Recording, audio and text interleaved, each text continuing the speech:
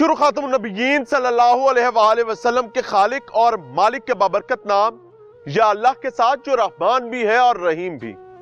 अस्सलाम वालेकुम नाज़रीन, मुझे मियां इमरान अरशद कहते हैं और आप देख रहे हैं प्रोग्राम पाकिस्तान पूछता है। कसूर की ज़ैनब वतन अजीज इस्लामी जमहूरिया पाकिस्तान ही नहीं बल्कि इस दुनिया से रुखसत हुई। हम सब ने सुना, हम सब ने समझा कि अब हालात बदलेंगे।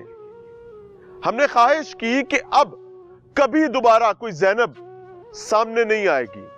उस दिन में अवाम ने अपना किरदार अदा किया, पुलिस ने अपना किरदार अदा किया। मैंने इतवार के दिन सुप्रीम कोर्ट में काजी को बैठकर फैसले करते देखा और फिर मैंने उस बदबख्त इमरान को सजाए मौत भी होते देखा। उन दिनों में सजाए मौत होते देखा जिन दिनों में पाकिस्तान पर आलमी पाबंदियों का खतरा था। लेकिन आज एक के बाद एक, एक के बाद एक, एक के बाद एक वाकया रिपोर्ट करते करते करते करते हम पहुंच चुके हैं सराय आलमगीर में। सराय आलमगीर में बदबख्ती ये हुई है कि एक 4 साला मासूम बच्ची एक तकलीफ दे मौत काटती है। मुझे शायद खोल खोल कर बताने की जरूरत नहीं है। वो बच्ची की जब मैयत मिलती है तो इत्तलात यहां तक खौफनाक है कि आप जितनी बदबख्ती सोच सकें, उस बदबख्त नापाक रजील दरिंदे ने उस बच्ची के साथ वो बदबख्ती की है। 4 साल उम्र है। कसूर बच्ची का ये है कि बच्ची अपने घर से निकली है, 7 वाली गली में ननिहाल का घर है जहां पर उसकी खाला ट्यूशन पढ़ाती है। बच्ची अभी ट्यूशन की उम्र को नहीं है, लेकिन 4 साला मरहूमा मासूम बच्ची का 7 साला भाई वहां ट्यूशन पढ़ने जाता है। वो बच्ची अपने भाई को फॉलो करते करते अपने ननिहाल जाना चाहती है, लेकिन रास्ते में उसको एक दरिंदा मिल जाता है। थोड़ा सा अगर हम घूम कर आए तो ये सामने इस बच्ची का घर है। इस कंपाउंड में इस वजह से खड़ा हूं कि इसके दोनों नहीं 3 अतराफ में आपको एक जानिब उसकी पनाहगाह मिलेगी, दूसरी जानिब मुबैना ऐसे घर 3 मिलेंगे जहां से बदबख्ती का शायबा है।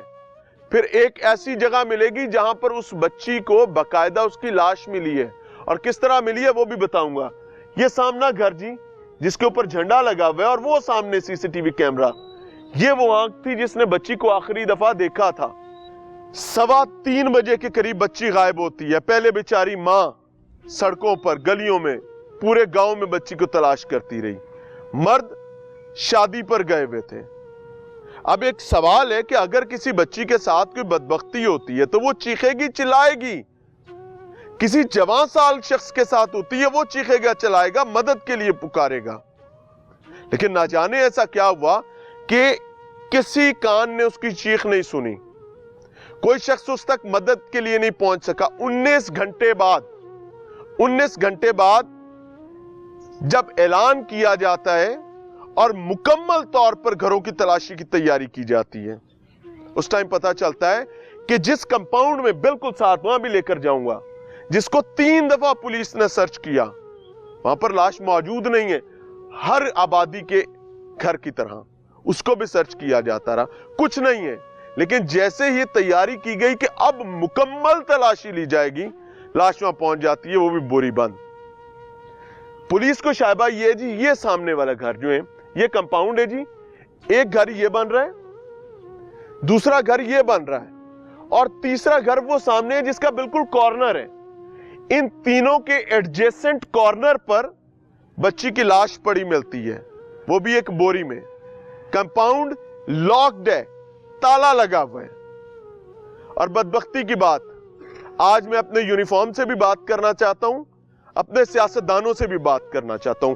लिख के रखें, यह मंशियात का धंधा आपके घरों में घुसेगा, और इंशाअल्लाह उल अजीज घुसेगा। उस वक्त घुसेगा जब आपके पास अख्तियार और ताकत नहीं होगा। आप चाहेंगे कि वो लानत जिसको हमने हमेशा तहफ्फुज दिया है, आज मैं इसको खत्म करना चाहता हूं। और उस वक्त तक आप एक भिखमंगे के तौर पर उन लोगों के पास जाकर भीख मांगेंगे जिनकी कुर्सियों पर कल आप बैठे हुए थे।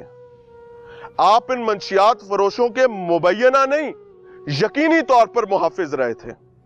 آج جب آپ کے اپنے خاندان، آپ کی نسلیں جل رہی ہیں، آپ اس بدبخت آدمی سے کہتے ہیں کہ بچا سونیا میرے باڑا نو بچا، وہ کہتا ہے کہ اب میرے بچوں کا رزق لگا ہوا ہے۔ ڈرو اس وقت سے پہلے کہ منشیات کا دھندا تمہارے بچوں کو لے جائے۔ ابھی لکھوا لیں، انگوٹھا لگوا لیں، یہ کہانی منشیات کے ساتھ جوڑ رہی ہے، اور مبینہ ملزمان پولیس کے پاس ہیں۔ آئندہ چند دنوں میں آپ کے سامنے ایسے حقائق کھلیں گے کہ قوم دو حصوں میں تقسیم ہوگی۔ ایک حصہ کہے گا ٹھیک کیا پولیس نے، دوسرا حصہ کہے گا نہیں، اس کا قانونی راستہ تھا۔ لیکن جو بھی ہوگا، میں انفارمیشن کی بنیاد پر یہ بات کر رہا ہوں، جو بھی ہوگا وہ روشنی نہیں لا سکے گا اس وقت تک جب تک میرا یونیفارم، میرے سیاستدان ان منشیات فروشوں کو چوک میں لا کر کھڑا نہیں کرتے۔ لیکن اس کے لیے ضروری ہے کہ ان کے ساتھ نوالا الگ کرنا پڑے گا۔